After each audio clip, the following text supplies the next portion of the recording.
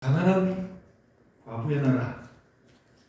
여러분, 이런 설교 제목이 좀 있었을 것도 같고 아마 없었을 것 같습니다. 근데 예수님은 그 예수님 자기 나라가 가난한 과부의 나라라는 것을 오늘 말씀을 통해서 잘 보여줍니다. 제가 다시 말씀할 건데요.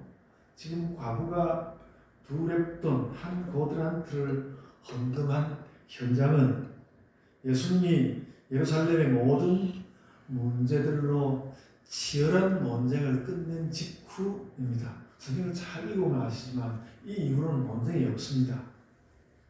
그리고 더 이상의 논쟁이 없는데 예루살렘에서의 모든 논쟁이 끝난 후에 이 헌금 장면이 등장한다는 것이죠. 이것은 어떻게 보면 예루살렘 모든 논쟁의 결어일 수 있습니다. 가난한 과부의 일은요. 여기에서 예수께서는 그 가난한 과부에게서 그 가난한 과부에게 나타난 어떤 거룩을 끄집어내는 것 같은 예수님의 그 시선으로 그런 느낌을 받습니다. 예수님의 아주 특별한 시선입니다. 예수님 예루살렘 행적을 그래서 여러분이 집에서 가만히 한번 읽어보시길 바랍니다. 이번 주간이 고난 주간이니까요. 본문은 그 가운데서 특별한 감동이 있는 말씀입니다. 예수님이 그간에 말씀해온 모든 내용들이 반복하면서 짧은 시간인데 반복하면서 지나가는 예수님의 모든 내용들을 보여주는 선방 같은 장면입니다. 그리고 오직 예수님이 계시기 때문에 예수님만 그려낼 수 있었던 특별한 나라, 가난한 과부의 나라입니다. 요한복음 12장을 보면 이미 예수님은 베다니에서 나사로와 또 마리아, 마르다와 나환자, 시몬과 또 그곳에 모여든 동네 사람들로 어우러진 예루살렘 입성 서곡인 예배를 먼저 보여줍니다.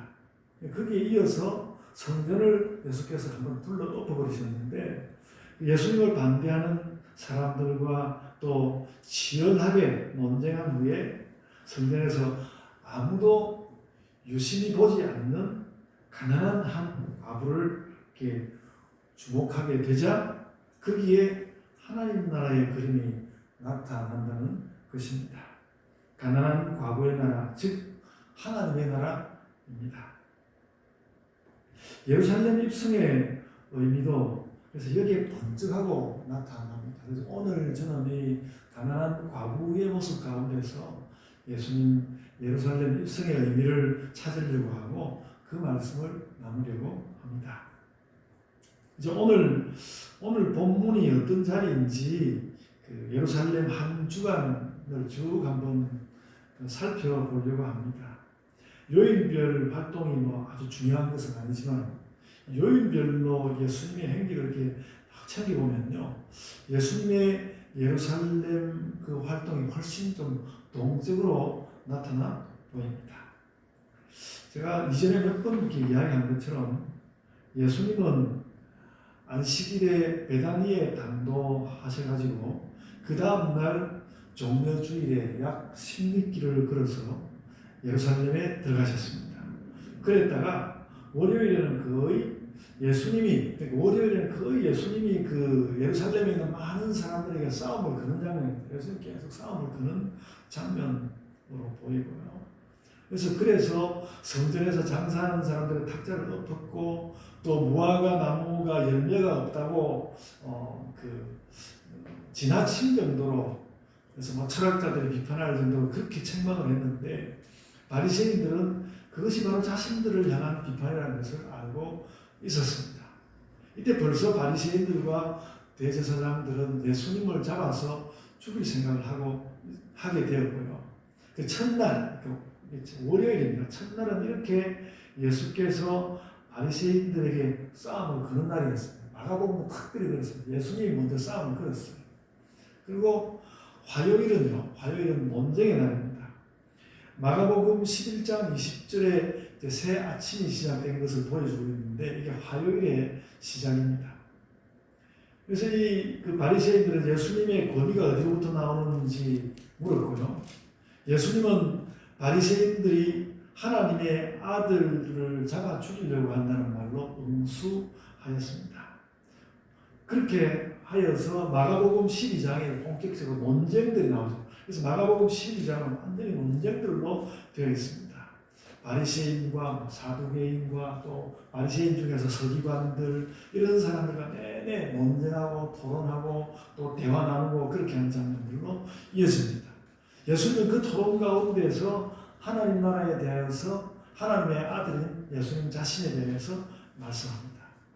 그리고 나서 13장은 종말론의 장인데 그 종말론이 나오는 장면도 아주 특별합니다. 논쟁과 토론이 많았던 화요일 바로 그날, 그러니까 그 사이에 이제 과부를 주목하는 것이 나오고는 예수께서 언제 나가셨는지 감람산, 그러니까 성전을 나가가지고 예루살렘 바깥 감람산에서 성전을 바라보면서 제자들과 종말론 이야기를 하는 것입니다.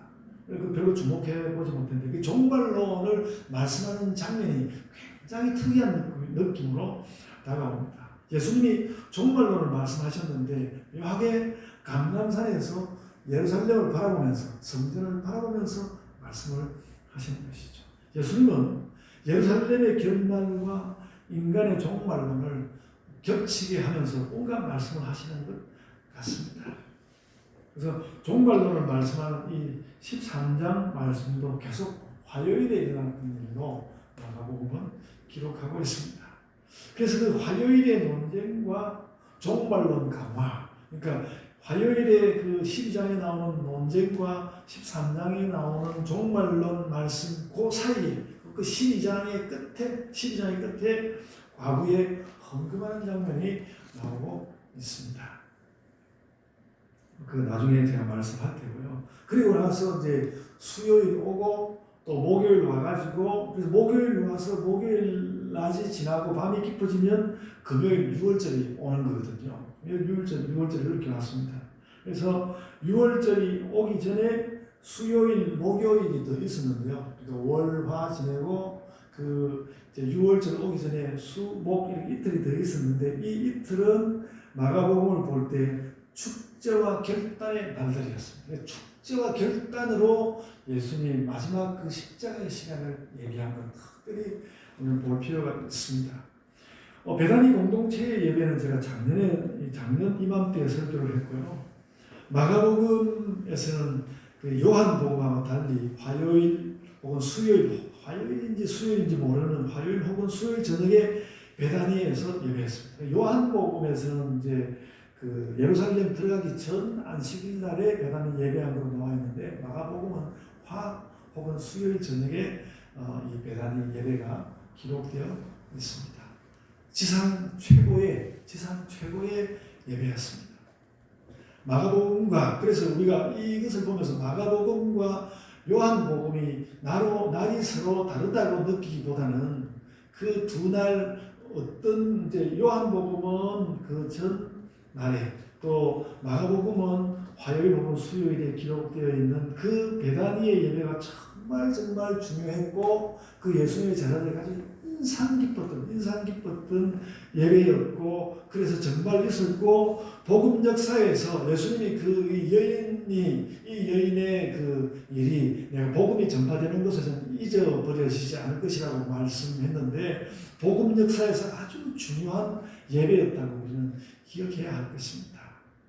마르다의 동생 마리아가 예수님 발에 향유를 붓고 머리를 풀어서 그 발을 닦는 이게 말이 안 되는 장면이 연출되었는데 베다니 예배는 전혀 당연하지 않은 이런 장면이 당연해 보이는 예배, 그런 예배가 되는 예배의 기적이 일어났던 것입니다. 베다니에서. 그래서 베다니 예배가 어떤 분위기로 드려지는 것인지를 보여주는 아주 역사적인 사건입니다. 그래서 우리는 늘 예배를 하나님 앞에 최선을 다해서 드려야 할 때 그 예배의 모델로 베다니 예배를 우리 생각할 수 있습니다. 성령 충만했고 예수님과 회중의 일체감이 말할 수 없이 아름다웠던 됩니다. 그래서 이런 말씀을 보면 철학자들이 왜 미학과 신앙을 함께 다루는지, 철학자들이 미학과 신앙을 함께 다루거든요. 그런 것을 느낄 수 있습니다. 그러니까 그 베다니에서 보였던 그 신앙과 그 아름다움이 함께 있는 것, 우리에게 보인다는 것이죠. 이렇게 화수에는 이렇게 베다니에서 잔치와 예배를 드렸고요. 이 잔치가 벌어질 때 유다는 이미 예수님을 팔아넘기는 배신을 모의했습니다. 목요일 낮이 지나고, 그렇게 해가지고 목요일 낮이 지나고 금요일 밤이 왔을 때, 목요일 낮이 지나고 금요일 밤이 왔을 때에 예수님과 제자들은 딴 때와는 달리 내내 이제 베다니에 나가서 식사도 하시고 그랬는데, 이날만은 예수님과 제자들은 예루살렘에서 유월절 식사를 했는데, 그때 성만 찬자리가 열렸고요.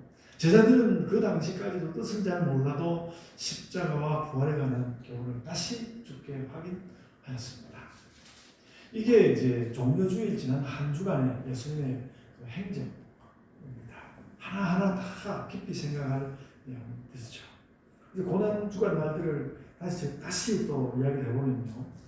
주일날은 예루살렘 입성하고, 월요일은 예수님이 싸움을 걸고, 화요일 전반부는 논쟁, 후반부는 종말론이었고요. 그 중간에 과거의 헌금 장면 나오고요. 화요일 밤부터 수요일 밤까지는 다가올 격변을 예배와 잔치로 준비하였고요. 그리고 예루살렘에서 목요일 지내고 금요일 밤에 와서 예수께서 테러당하고 십자가에 달려서 금요일 오후 3시 숨지실 때까지 고통과 모욕을 당하셨습니다. 이 고난주간에 관한 소개였고요. 이제 다시 우리 본문 말씀입니다. 그래서 저는 오늘 쭉 이렇게 그 고난주간이 흘러가는데 우리 본문의 위치에 많이 주목합니다. 오늘 본문은 화요일 그 예루살렘 논쟁이 끝난 지점에 있고, 그 다음에는 감람산에서 이 예루살렘을 바라보면서 하는 종말론 말씀이 나옵니다. 그래서 오늘 본문은 논쟁과, 예루살렘 논쟁과 종말론 사이에 가난한 과부가 헌금하는 현장입니다. 이건 이야기 아니고 예수님이 사람들과 함께 보고 있었습니다. 함께 보았거든요. 그래서 제가 이게 살펴보니까 월요일 날 일어난 성전의 소동은 제가 2주 전에 설교했고요. 화요일 논쟁은 제가 지난주에 또 설교하였습니다. 그 화요일 논쟁에서 예수님이 주로 했던 말씀은 바리새인들이 이 믿음의 세계를 망쳐놓았다는 것이었습니다. 오늘 본문은 그 모든 예루살렘 논쟁의 끝부분과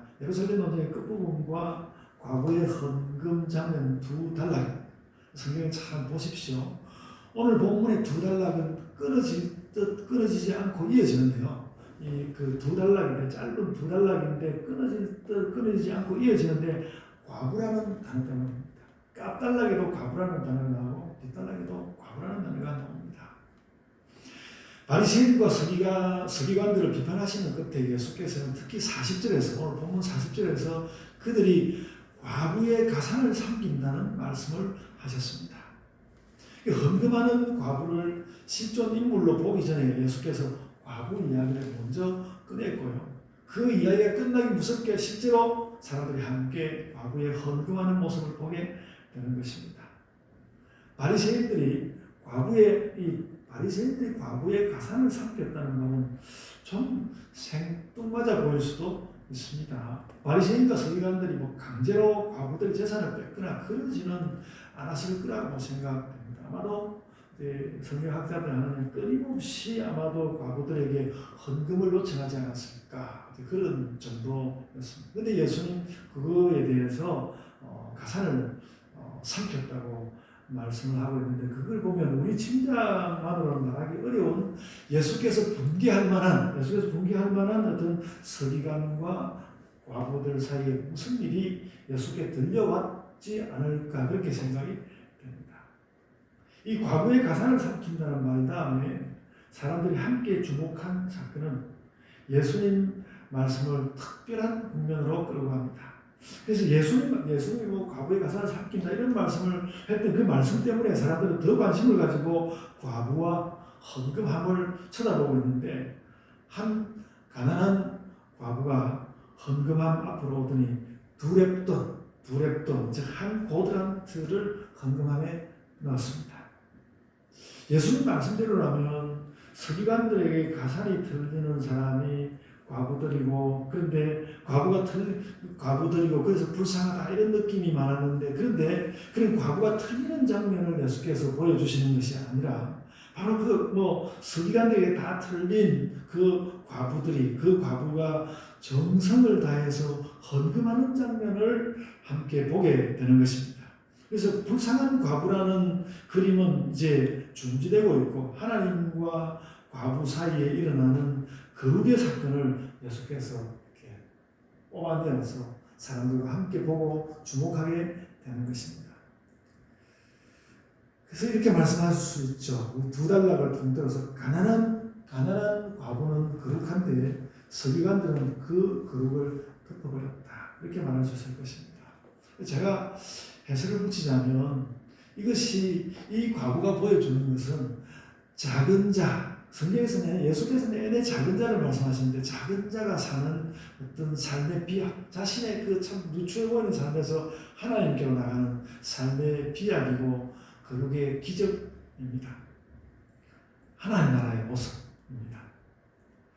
여러분, 그 두렙돈이나 한 고드란트는 이스라엘에서 매우 작은, 가장 작은 금액입니다. 마태복음 10장 29절에 보면요. 마태복음 10장 29절에 보면 예수께서 참새 두 마리가 한 아사리온에 팔리는 것 아니냐 이렇게 말씀하시거든요. 근데 고드란트는 그 가치가 아사리온의 4분의 1 정도라고 합니다. 아사리온도 굉장히 작은데 아사리온의 4분의 1 정도여가지고, 그래서 한 고드란트는 참새 한 마리 사기가 채 부족한 그런 정도의 가치라는 것이죠. 근데 예수님은 그 한 고드란트가 그 과부의 생활이 전부라고 지금 말씀하고 있습니다. 아마도 그 한 고드란트, 하루의 삶을 다 쏟았다는 뜻인 것 같은데, 그렇게 보면 이 한 고드란트라는 말은 하루 생활을 감당하기에는 너무 적은 값이라는 것이죠. 값을 따지면 하루를 버티기엔 너무 적은 값이라는 것이죠. 그런데 그것을 다시 또 모두 틀어서 이렇게 바쳤다는 것이죠. 그러니까 우리가 잘 알고 있지만 노동자들도 하루의 노동을 통해서 한 데나리온을 얻어가지고 한 데나리온을 가지고 견디는데, 그 데나리온에 비하면 고드란트는 형편에서 적은 금액이라는 것입니다. 그래서 그 시대에 힘겹게 살아가고 있는 과부의 삶에 대해서 예수님이 막 주제적으로 그 이야기를 오늘 본문에 하는 것은 아닌데, 그런 것을 보여주면서 오늘 말씀을 하고 계신 것입니다. 그렇게 힘든 삶을 살고 있는데, 그리고 그렇게 하루를 이 과부가 하루를 그렇게 그 정도로 살면서 그 정도의 삶을 참 정말 누추하고 조그마한 그런 그 정도의 삶을 살면서, 그런데 그 정도의 삶을 다시 하나님께 드리고 있다는 것을 예수께서 말씀하고 있는 것입니다. 그래서 교회와 금전의 관계를 다시 생각해 보게 되는데요. 교회는 물론 금전도 함께 나누면서 가는 공동체이죠. 그렇긴 하지만 그래도 금전의 볼륨으로 나가는 공동체는 분명히 아닌 것 같습니다. 교회는 금전의 볼륨으로 나가는 공동체가 아니다, 그런 것을 오늘 말씀에서 확인해야 되는 것 같고요. 그래서 교회가 해마다 예산도 세우지만 그래도 예산으로 나가는 것이 교회는 아닌 것 같습니다. 우리가 이미 그렇게 생각하지만 예산으로 가는 것이 교회가 아니다. 그래서 어떻게 보면 세상에 뭐 큰 주목구가 어디 있나 싶지만은, 예수님은 우리를 향해서 교회가 주목구구의 삶을 살 수 있는 거라고, 그렇게 좀 살아보라고 그렇게 말씀하는 것 같습니다. 오늘 말씀은 또 그렇습니다. 세상은 자꾸 그렇지 않은 방향으로 변해가지만 예수님은 이 말씀을 통해서 여전히 우리에게 이 말씀을 하시는 것 같습니다. 그래서 여러분, 저는 그 지난주 설교하면서 헌금 이야기하면서 크게 후회했습니다. 크게 후회하였고, 그래서 여러분, 그 지난주 설교 혹시 기억나시면 싹 다 그 제가 헌금 이야기 하면서 그냥 거기서 지워주시기를 바랍니다. 헌금 이야기는 없던 것으로 했으면 좋겠습니다. 그래서 여러분 교회의 모든 일을 지금 이야기처럼 이렇게 과부 이야기로 환원시키기는 어렵지만 그래도 이 예수님이 말씀하시는 그 사람들과 주목하게 한 이 장면이 뭔가를 말하고 있습니다. 여기는 예수님과 예루살렘 적수들 사이에 논쟁이 끝난 자리입니다. 내내 논쟁했는데요. 논쟁이 끝난 자리입니다. 바리새인들 너희가 뭔가 옳다고 논쟁까지 벌리는 것, 나하고 논쟁까지 벌리는 그것이 이 과부의 한 고들한테 비하면 너무 무가치하다. 그렇게 말씀하시는 것 같습니다. 그래서 그런 비수 같은 현장을 서기관들에게 보여주시는 것이죠. 이것이 뭐 예수님 예루살렘 최후 사역 며칠간의 결론이라고 할 수는 없지만 결론이 무엇이어야 할지를 비추어주는 사건인 것 같습니다. 그래서 저도 여러분에게 오늘 이 말씀을 가지고 뭔가 훌륭하게 딱 정리를 해보고 싶었는데 여러분에게 그 정리해줄 어떤 말을 끝내 찾지 못했습니다. 그래서 어떻게 이 과거의 이 그 헌금하는 모습을 보면서 우리가 그러니까 이렇게 삽시다 그렇게 말할 수가 없다는 말씀을 여러분에게 드리고요. 그냥 예수님이 하나님 말씀의 결말에 대하여서 하나님 나라는 이런 것이야 이렇게 결말로 툭 던져준 장면이 아닌가. 그래서 그 그림이 우리 가운데 들어와 있어야 하겠다. 그 예수께서 결론처럼 뭐 결론은 아니더라도 결말로서 툭 던져주는 사건, 가난한 과거의 한 푼. 그 뭐 둘의 또는 한 고드란트 이 말이 요즘 우리말로 따라오면 한 푼 이런 뜻입니다. 한 푼. 그 이야기였습니다. 그것이 예수께서 바리새인들과 서기관들과 또 사두개인들과 나눈 모든 논쟁의 마지막 이야기로 던져졌습니다. 그래서 뭐 이 장면을 제가 굳이 해석을 담으려고 하지 않고요. 그래서 우리가 이 말씀을 오늘 이 말씀이 나온 이 장면을 우리가 좀 기억하면 좋겠습니다. 예수께서 과부의 한 푼을 귀하게 여기셨다. 예수께서 과부의 한 푼을 귀하게 여기셨다. 그것이 우리 마음 가운데 다 이렇게 박히면 좋겠습니다. 그리고 바로 이 가난한 과부의 헌금 속에 예수님이 우리에게 주기 원하시는 나라가 있다. 예수께서 이런 나라를 우리에게 주기를 원하신다. 그래서 그런 생각을 저는 하게 되었습니다. 어쩌면 천국에 대한 우리의 그림은 매우 왜곡되어 있을 수 있다. 천국에 대해서 우리가 상상하는 이거 매우 왜곡되어 있는 그림일 수 있다.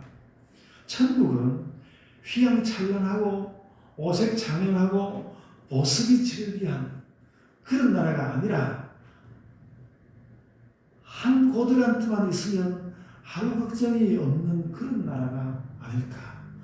저는 그런 느낌을 받았습니다. 한 고드란트 한 푼만 나에게 한 푼만 있으면 혹은 한 푼이 없더라도 한 푼만 있으면 하루 걱정이 없는 그런 나라가 예수께서 사람들에게 보여주려고 하신 그런 나라가 아닐까. 그러니까 막 그 예수님이 모든 사역을 다 하시고 그 사역의 끝부분에서 가장 적대하는 사람들과 치열하게 다툰 다음에 맨 마지막에 나 이거 보여주고 싶다 하고 보여주신 것이 그 과거의 한 푼 그거였거든요. 그래서 하나님 나라에 대해서도 그것을 예수께서 말씀하는 것 아닙니까? 그래서 여러분 완전히 뜯어고치라고 하기에는 또 요한계시록에 가면 보석이 많은 나라라고 표현되고 있고 그러니까 그런 그림보다도 오히려 앞세워서 이런 천국의 그림을 가지시라고 말씀드리고 싶습니다. 한 고드란트만 있으면 하루 걱정이 없는 나라, 하나님 나라, 가난한 과부의 나라, 하나님 나라, 그런 나라가 여러분 마음에 기억되기를 소원합니다. 여러분 그래서 오늘 이 가난한 과부의 나라 이 말씀은 결국 하나님 나라 이야기입니다. 혹 오늘 뭐 이렇게 설교 제목을 종려주의 이런 과부 이야기 이런 생각이 들 수 있죠. 그런데 예수님은 그 이야기로 복음의 방향을 명백히 보여주었습니다. 그러니까 뭐 조직 신학을 통해서 무슨 주경 신학을 통해서 할 수 있는 이야기가 참 많이 있지만 이 과부를 바라보는 예수님의 시선 하나로 그 시선 하나로 복음이 어디로 가야 하는지 그 방향을 보여줬단 말이죠. 그래서 정리해보면 이렇습니다. 종려주일에 예수께서는 만왕의 왕으로 예루살렘에 오셨습니다. 그런데 그 만왕의 왕이라는 뜻을 쪼리고 바짝 쪼리면 그 뜻은 작은 자들의 왕이 되고요. 그 작은 자들의 왕이라는 그 뜻을 또 한 번 쪼려서 예수님은 그것을 가난한 과부의 나라로 제시하신 것입니다. 예루살렘에 오셔서 이것이 하나님 나라다 하고 보여주신 것이죠. 그렇게 해서 본문에서 예수님이 보여주시는 하나님 나라는 가난한 과부의 나라였습니다. 이것을 우리가 오늘 이 종려주일에 보고 있는 것입니다. 그래서 다시 돌이켜보니까 사실 예수님은 뭐 그 베다니 공동체, 예수님이 예루살렘 들어오기 전에 그 베다니 공동체라는 것이 비록 그 향유를 쏟긴 했지만 그것 때문에 정말 별볼일 없는 사람들이 모여있는 보잘것없는 예루살렘과는 다른 예루살렘 바깥에 보잘것없는 공동체였고요. 그 보잘것없는 공동체를 거쳐서 그 나귀 새끼를 타고 정말 초라하게 들어오셨고요.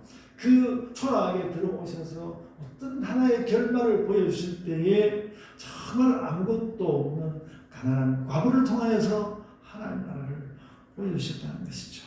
너무나 잘 들어맞는 그 예수님의 예루살렘 사역에 들어있는 의미를 오늘 말씀 가운데서 우리는 보는 것입니다.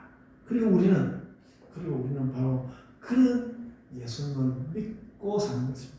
우리는 그런 예수님, 그러니까 그런 과거를 절대로 그냥 보고 지나칠 수 없는 그 예수님을 우리가 믿고 사는 것입니다. 자, 여러분들의 여러분의 믿음도 얼마나 여러 가지 모습을 가지고 있겠습니까? 그런데 여러분의 어떤 순박한 믿음이 이런 말씀으로 인해서 더욱더욱 단단해지고 더욱더욱 순박해져서 그 예수님 그 심중에 깊이 들어있었던 그 마음을 이렇게 받아들이고 그래서 하나님 나라가 확 열려 보이고 그런 신자의 삶을 다 살아가시기를 바랍니다. 아멘. 자, 기도하겠습니다. 주님, 그저 이렇게 마지막 사역을 향해서 나아가시다가 길거리에서 부딪힌 사람들을 불쌍하게 여기기만 하신 것이 아니라 그 시대에 가장 불쌍할 수 있는 한 사람, 그 가난한 과부를 예수께서 이 예루살렘 사역을 참 끝내가는 한 장면에서 아주 중요한 모습으로 예수께서 이렇게 시선을 고정하여서 보고 계신 것, 그것을 보면서 저희들도 그렇게 시선을 고정하여 보기를 원하나이다.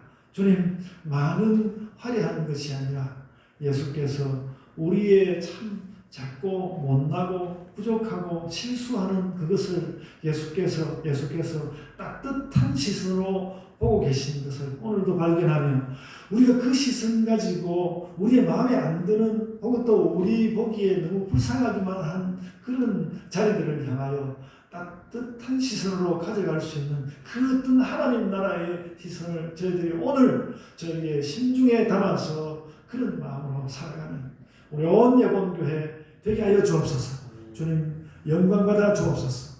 감사하고 예수님 이름으로 기도드리옵나이다. 아멘.